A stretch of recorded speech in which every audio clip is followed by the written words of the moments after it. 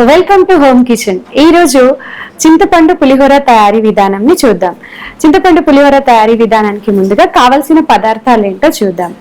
చింతపండు, బియ్యం, తాలింపు కావాల్సిన పల్లీలు, శనగపప్పు, పచ్చిమిర్చి, ఎండుమిర్చి, కరివేపాకు, తగినంత నూనె, తగినంత ఉప్పు. ఇప్పుడు చింతపండు పులిహోర తయారీ విధానంలో ఫస్ట్ అవసరమైన విషయం ఏంటి అంటే చింతపండు గుజ్జును ఉడికించుకోవడం, చింతపండు గుజ్జు తయారు చేసుకోవడం ఇందులో మెయిన్ ప్రాసెస్. ఇందులో చాలా మందికి అది ఎంతసేపు ఉడకాలి, ఎలా ఉడికిందా లేదా ఎలా తెలుస్తుంది అని డౌట్స్ ఉంటాయి. సో ఒక చిన్న టెక్నిక్ ఏంటి అంటే చింతపండుని ఫస్ట్ మనం మొదట ఎండుమిర్చి, జీలకర్ర, కొన్ని ధనియాలు తీసుకొని గ్రైండ్ చేసుకోవాలి. గ్రైండ్ చేసుకొని దాన్ని చింతపండు గుజ్జు తీసిన తర్వాత ఆ గుజ్జుకి ఈ మనం గ్రైండ్ చేసుకున్న ఇంగ్రీడియంట్స్ అన్ని యాడ్ చేసి అందులో ఇక్కడ ఒక చిట్కా ఏంటి అంటే శనగపప్పుని ఉడికించేటప్పుడు శనగపప్పుని యాడ్ చేసుకోవడం.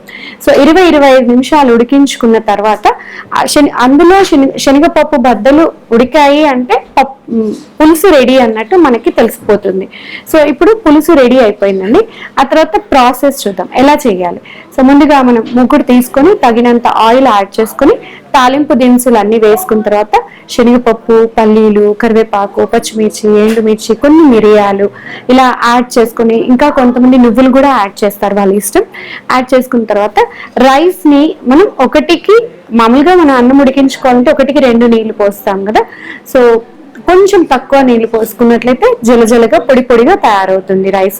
సో ఇవన్నీ పులుసు కూడా యాడ్ చేసుకున్న తర్వాత మనం ముందుగా వండి పెట్టుకున్న పొడి పొడి రైస్ ని యాడ్ చేసి కొంచెం తాలింపులో ఇంగువ కూడా వేసుకొని తగినంత సాల్ట్ వేసుకొని మనం కలిపేసుకుంటే చింతపండు పులిహోర, చిత్రాన్నం అని కూడా కొందరు అంటారండి, రెడీ అయిపోతుంది.